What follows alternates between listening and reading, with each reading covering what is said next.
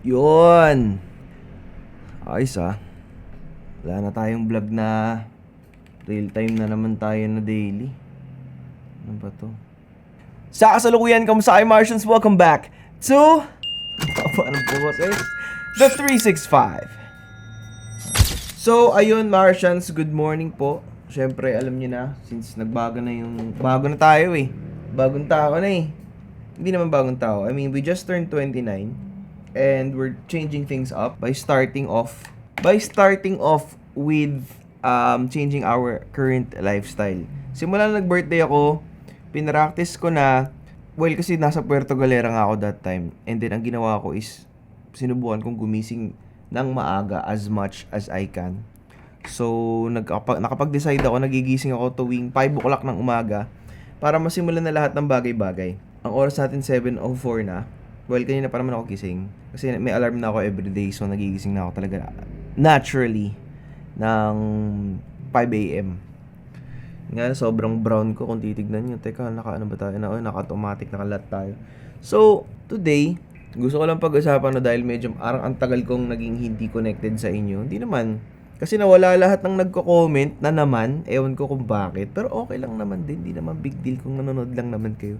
It has been a serious month for May. For me. And for May, actually. Kasi ang dami ho nangyari na hindi ako, na sobrang kakaiba. In a good way naman. Dahil ang dami rin natin naging shoot end of the month. Tapos ngayon June, wala pa tayong schedule. Pero for sure, automatic meron tayong i-shoot ngayong linggo. Hindi ko lang alam kung anong next. Pero alam niyo, may naiisip akong gawin today. Dahil kasi may shoot ako ng nakaraang buwan. Ito yun. Gusto ko i-recreate tong shot na to. Pero, gusto ko siya gawing mas interesting pa. Diba? Kasi pwede. Pero pag-iisipan ko muna yun. Hindi ko sure kung yun yung gusto kong ihain sa inyo today. Honestly, gusto ko lang kumonekta ulit. Kasi parang parang lumayo kayo sa akin bigla eh. Parang, ewan ko, maganda naman yung mga ganap these past few days. Dahil tuloy-tuloy, ang daming nangyayari sa vlog. It's not just one of those days. Like one of this day. Katulad itong araw na to. Katulad kahapon, talagang in-strive ko magkaroon ng ganap. Especially sa mga may mga mangyayari din palang mga bagay-bagay this month na in-schedule ko na minake sure ko na pwedeng mangyari. Kasi gusto ko talaga magkaroon ng ganap sa daily vlog. Especially, I think what fuels me the most are adventures. Ang pangit kasi talaga kapag nakastay ka lang sa isang lugar. Nabasa ko sa somewhere sa TikTok na magde-develop ka kasi ng psychological problem kapag nagstay ka sa isang lugar na for a very long period of time na araw-araw same lang ginagawa mo. Well, pwede naman ako mag-workout almost every single day, which is gagawin ko right about now. Alam nyo, Martians, isa sa mga thoughts ko today lang naman, parang gusto ko ibenta yung Osmo Pocket 3. Kasi, Osmo Pocket siya. I mean, yeah, Osmo Pocket. Pero, para akong na-convince ng slight sa DJI Osmo Action 5. Parang mas gusto ko siyang maging behind the scenes camera. Gawa ng, pwede rin naman siyang mag-reels.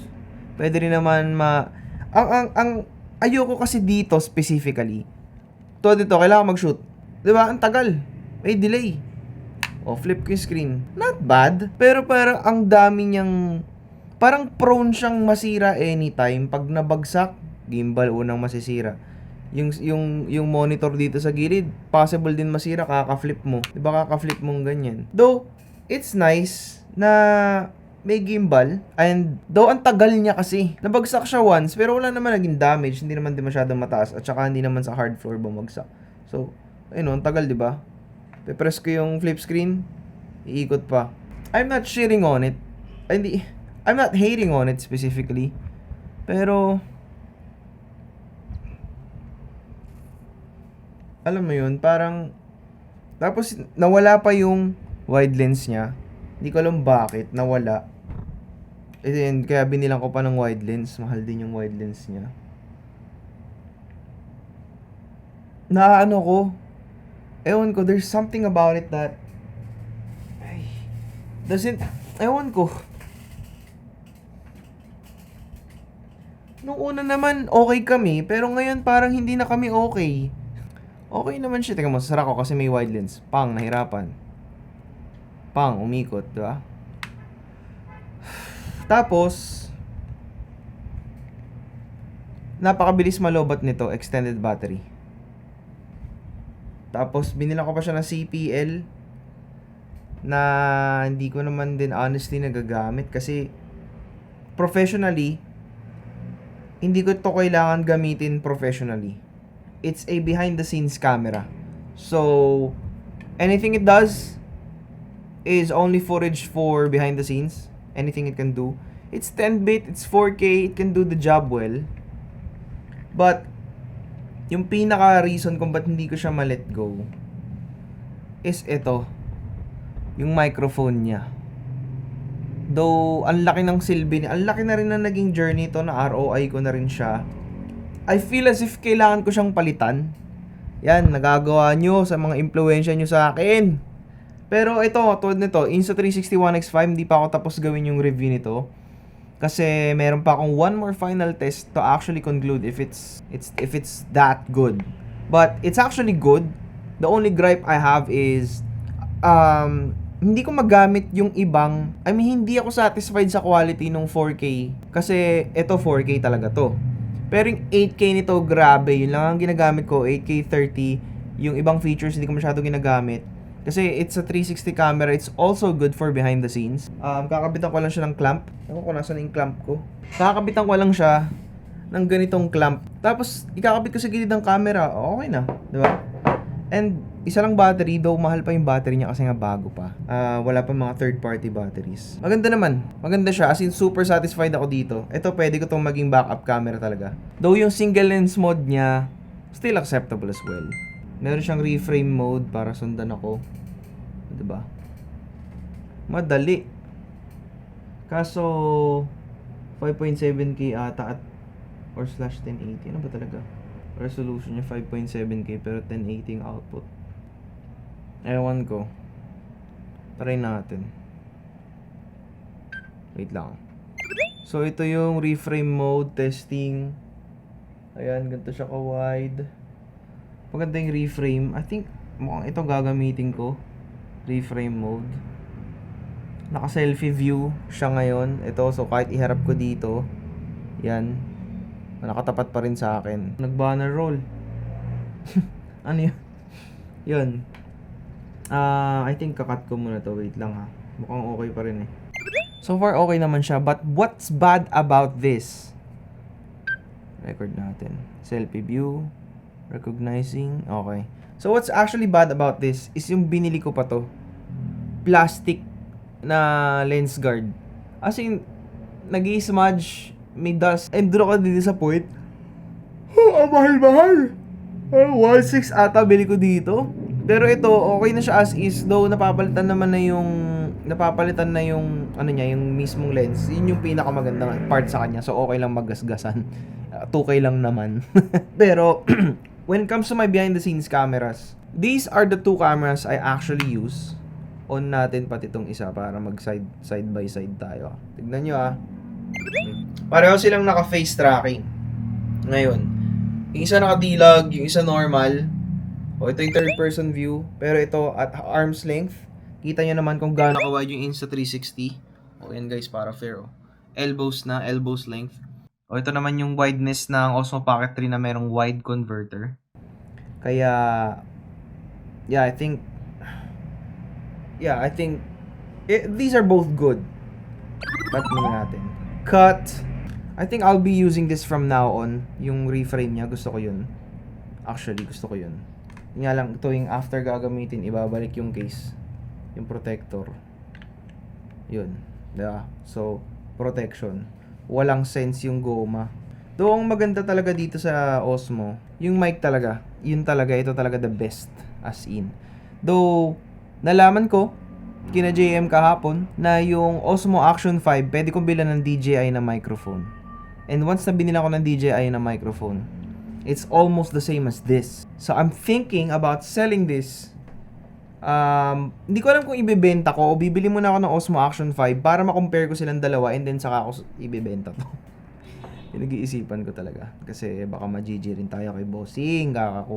Kakaregalo lang sa atin ng Insta360 One X5. Tapos alam mo yun, bibili tayo ng bago. Kasi gusto ko i-test eh. Ganun naman talaga eh. That's the life. What works well, should work well. Pero, ito kasi binili ko pa sa Macau. So, ewan ko talaga. Pinabili ko siya sa Macau and then binayaran ko and then ayun. Ito na siya. Osmo Pocket. Sorry Trixie, pero mukhang parang lang naman ibebenta ko siya. What if punta kayo tayo SM ngayon tapos tignan natin kung magkano? No? Tapos gamit tayo ng isang camera pang bulsahan lang. Hindi yung Osmo, hindi natin gagamitin yung Osmo. Tignan natin mag-Insta360 tayo kasi mas trip ko rin talaga yung 360 talaga. Tignan mo naman oh, ganito lang siya, tutok-tutok lang. Pero paano nga kasi kung Osmo Action 5? Ang iniisip ko, it's either baka tama rin ako mag-vlog nang gamit ko ang S3. Though, okay lang naman kasi mostly talking heads, hindi masyadong mabigat sa memory. Makapag-focus ako sa B-roll. Or, ano pa bang iniisip ko? Mukhang okay naman eh. So, tignan natin. Today. I'll think about it. And then we're gonna sell this. And then, yeah. Let's see.